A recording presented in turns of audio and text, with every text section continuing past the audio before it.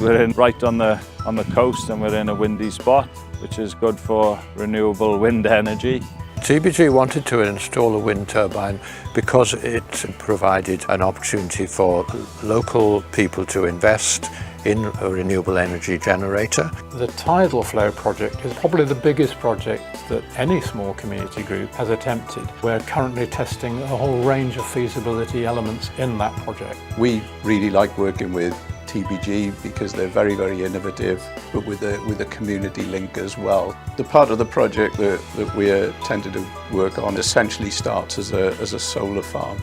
We are building into that process some very smart technology to manage that against the grid. Transition for Gwaun are just an absolute trailblazing group.